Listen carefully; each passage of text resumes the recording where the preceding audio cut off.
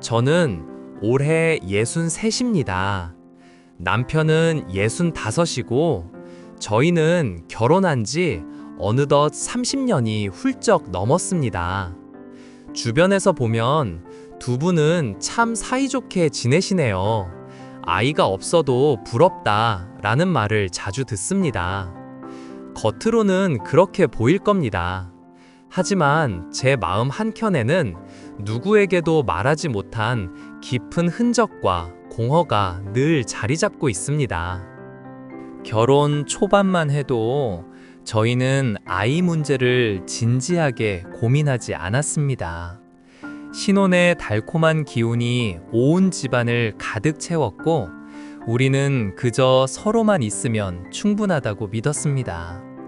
남편은 출근길에 제게 장난스럽게 말하곤 했습니다. 여보, 오늘 저녁엔 나 늦을지도 몰라. 대신 주말에 영화 보러 가자. 저는 가게 문을 열며 웃으며 대답했습니다. 알았어요. 대신 팝콘은 당신이 사야 해요. 그 시절에는 둘만의 시간에 모든 것을 걸 수 있다고 믿었습니다. 아이가 없어도 우리의 하루는 빛났습니다. 주말이면 도시락을 싸서 한강 둔치에 가 앉았고 서로의 어깨에 기대어 강물 흐름을 바라보곤 했습니다. 하지만 세월은 생각보다 빠르게 흘렀습니다. 결혼 3년, 5년이 지나도록 아이 소식이 없자 친척들과 이웃들이 하나 둘씩 질문을 던지기 시작했습니다. 아이는 언제 낳을 거야? 슬슬 있어야지. 젊을 때 낳아야 키우기도 편하지. 처음엔 웃으며 넘겼습니다. 하지만 같은 질문이 계속 반복되자 마음은 무거워졌습니다. 그 질문들은 웃음으로 덮을 수 없는 칼날처럼 가슴을 파고들었습니다. 저희는 결국 병원을 찾았습니다. 여러 검사를 거친 후 의사는 고개를 저으며 말했습니다. 큰 문제는 없습니다. 다만 타이밍이 잘 맞지 않는 것 같네요. 조금 더 시도해 보시죠. 그 말에 희망을 걸고 약을 먹고 주기를 맞추며 시도했습니다. 하지만 결과는 같았습니다. 매달 찾아오는 허무함과 실패감은 이루 말할 수 없었습니다. 몇 년간 그렇게 부딪히다 보니 저희는 결국 조용히 포기하게 되었습니다.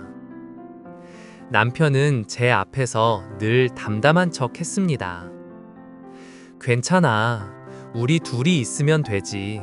꼭 아이가 있어야 행복한 건 아니야. 그의 말은 분명 위로였지만 동시에 제 가슴을 더 아프게 했습니다. 정말 괜찮은 걸까? 남편도 속으로는 아쉬워하지 않을까? 그 의문이 저를 괴롭혔습니다. 친정 어머니는 저를 볼 때마다 눈길을 피하며 말씀하셨습니다. 네가 아이를 안 낳아서 네 남편이 얼마나 불쌍한지 아니? 시댁에서는 대놓고 말했습니다. 대가 끊기면 어쩌냐? 집안 망신 아니냐? 명절 식탁에 앉아 있으면 제 어깨는 점점 움츠러들었습니다.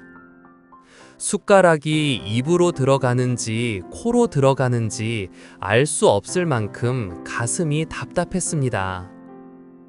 결국 우리는 명절 자리를 피하거나 잠깐 얼굴만 내밀고 도망치듯 돌아오는 일이 많아졌습니다. 그 무렵 남편이 어느 날 조심스럽게 말을 꺼냈습니다. 여보, 우리 입양은 생각해 본 적 있어? 꼭 내 피가 아니어도 함께 키우며 웃을 수 있지 않을까? 저는 깜짝 놀라 아무 대답도 하지 못했습니다. 마음 한쪽에서는 고마웠습니다. 남편이 정말 아이를 원하고 있구나. 하지만 동시에 두려웠습니다. 내가 과연 그 아이를 내 아이처럼 사랑할 수 있을까? 혹시 아이가 커가며 자신의 출생을 알게 되면 우리를 원망하지 않을까? 며칠 뒤에는 제가 먼저 입을 열었습니다. 입양도 좋지만 솔직히 두려워. 내가 그 아이를 진심으로 사랑하지 못하면 어떡하지? 남편은 한숨을 내쉬며 말했습니다. 나도 두려워. 하지만 이렇게 둘만 살다 늙어가는 것도 막막해. 저희는 실제로 입양 절차를 알아보기 위해 보육원을 방문했습니다. 어린 아이들이 작은 손으로 제 옷자락을 붙잡는 순간 눈물이 왈칵 터졌습니다. 아이들의 눈빛 속에는 사랑과 보살핌을 향한 갈망이 가득 담겨 있었습니다. 하지만 동시에 제 가슴은 숨이 막혔습니다. 저 아이를 품는 순간 내 인생은 완전히 달라질 텐데 내가 준비가 되어 있을까? 남편도 복잡한 눈빛으로 아이들을 바라보았습니다. 결국 저희는 입양 신청서를 내지 못했습니다. 그 선택이 옳았는지 아니면 용기가 부족했던 건지 지금도 알 수 없습니다. 만약 그때 입양을 했다면 지금의 우리 삶은 전혀 다른 모습이었을지도 모릅니다. 그렇게 10년, 20년이 흘렀습니다. 우리 집은 여전히 둘뿐이었습니다. 대신 우리는 서로의 그림자가 되었습니다. 아침에 눈을 뜨면 남편이 있었고, 밤에 불을 끄면 제 곁에는 늘 남편이 있었습니다. 명절마다 이어지는 불편한 말들도 이제는 흘려듣는 법을 배웠습니다. 하지만 그럼에도 불구하고 마음 한구석은 늘 비어 있었습니다. 친구들이 자식 이야기를 하고 손주 사진을 보여줄 때마다 저는 애써 웃었지만 집으로 돌아와 혼자 눈물을 훔쳤습니다. 한 번은 남편에게 조심스레 물었습니다. 우리도 손주가 있었다면 좋았을까? 남편은 잠시 침묵하다가 말했습니다.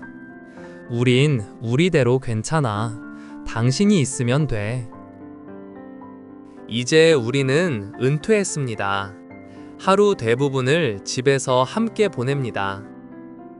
아침에는 남편이 끓여준 커피를 마시며 뉴스를 보고, 낮에는 시장을 보고, 저녁에는 산책을 합니다. 겉으로 보기에는 평온해 보입니다. 하지만 속은 그렇지 않습니다. 어느 날은 TV 채널 문제로 다툼이 크게 번졌습니다. 결국 제가 울면서 소리쳤습니다. 우린 애도 없고 집에 둘만 있으니 매일 똑같아. 이렇게 살다 죽을 생각을 하니 숨이 막혀.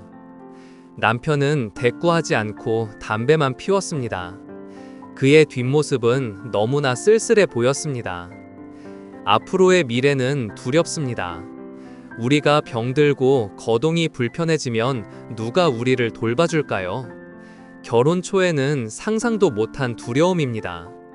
요양원 이야기가 나오면 남편은 농담처럼 말합니다. 당신이랑 나랑 같은 방에서 늙으면 되지. 저는 웃으며 대꾸했지만 그 순간 눈물이 고였습니다. 30년을 돌아보니 저희는 아이를 낳지도 입양하지도 않았습니다. 그래서 여전히 공허가 있습니다. 그러나 동시에 서로의 곁에 있다는 사실 하나가 지금까지 우리를 버티게 했습니다. 우리는 여전히 부부이자 동지입니다. 불완전하지만 함께 걷는 길, 그것이 우리의 삶이었습니다. 사연자님의 이야기는 단순히 아이 없음이라는 문제를 넘어서 부부가 삶의 의미와 정체성을 어떻게 재정립할 수 있는가에 관한 깊은 질문을 던지고 있습니다. 30년이라는 세월 동안 서로의 곁을 지켰다는 것만으로도 이미 큰 성취에도 공허함과 불안은 여전히 존재합니다. 저는 몇 가지 관점에서 조언을 드리고자 합니다. 1. 감정의 무게 인정하기. 사연자님께서 느끼는 외로움, 불안, 심지어는 답답함은 결코 이기적인 것이 아닙니다. 30년 동안 아이를 가지지 못했다는 사실은 부부에게 상처로 남을 수밖에 없습니다. 우리 둘만 있어도 된다 라는 말로 스스로를 위로해 왔지만 내면의 공허함은 언젠가 드러나기 마련입니다. 지금의 감정을 솔직히 인정하는 것이야말로 첫걸음입니다. 입양 고민의 의미. 입양을 실제로 고민하고 보육원까지 방문하셨다는 것은 두 분 모두 용기 있는 선택을 시도하셨다는 뜻입니다. 비록 끝내 실행에 옮기지 못했더라도 그것이 반드시 실패는 아닙니다. 준비되지 않은 상태에서 억지로 결정을 내리는 것이 오히려 더 큰 상처를 남길 수 있습니다. 당시의 망설임은 서로의 한계와 두려움을 정직하게 바라본 결과일 수 있습니다. 3. 부부간 대화의 복원. 현재 두 분이 가장 힘들어하는 부분은 대화의 단절입니다. 오랜 시간 함께 지내다 보면 서로의 마음을 굳이 표현하지 않아도 알 거라 생각하기 쉽습니다. 하지만 특히 자녀가 없는 부부일수록 대화가 줄어들면 공허감이 더 크게 느껴집니다. 규칙적으로 시간을 정해 감정 나눔을 해보시기를 권합니다. 일주일에 한 번 차를 마시며 이번 주에 힘들었던 점, 감사했던 점을 서로 이야기하는 것만으로도 큰 변화를 만들 수 있습니다. 4. 현실적인 불안 다루기. 노후의 돌봄 문제, 외로움, 경제적 부담은 실제로 많은 무자녀 부부가 직면하는 현실입니다. 이를 단순히 감정적으로만 바라보기보다 구체적인 계획으로 불안을 완화할 수 있습니다. 연금과 재정을 함께 점검하고 요양 및 의료 서비스 정보를 미리 확인하며 친지나 지인과 돌봄 네트워크를 논의하는 것이 도움이 됩니다. 준비가 되어 있다는 사실만으로도 심리적 안정을 크게 얻을 수 있습니다. 5. 새로운 관계망 확장하기. 자녀가 없는 경우 사회적 고립이 더 빨리 찾아올 수 있습니다. 이를 예방하려면 외부와의 관계망을 의도적으로 확장해야 합니다. 지역사회 봉사, 문화센터 활동, 종교 모임, 취미 동아리 등이 좋은 예입니다. 이러한 활동은 단순히 시간을 보내는 차원을 넘어 부부가 함께 새로운 대화 소재를 찾고 소속감을 느끼게 합니다. 6. 전문가 도움 고려하기. 감정의 무게가 너무 커져 서로에게만 의존하기 어려울 때는 부부 상담이나 개인 심리 치료가 도움이 됩니다. 제3자의 중립적인 시각 앞에서 감정을 털어놓고 소통 방식을 배우는 경험은 부부 관계를 새롭게 시작하는 계기가 될 수 있습니다. 더 정리하자면 사연자님과 남편분은 이미 긴 세월을 서로 지켜낸 강한 관계를 가지고 계십니다. 다만 그 안에 쌓인 공허와 두려움은 덮어두기보다 마주해야 합니다.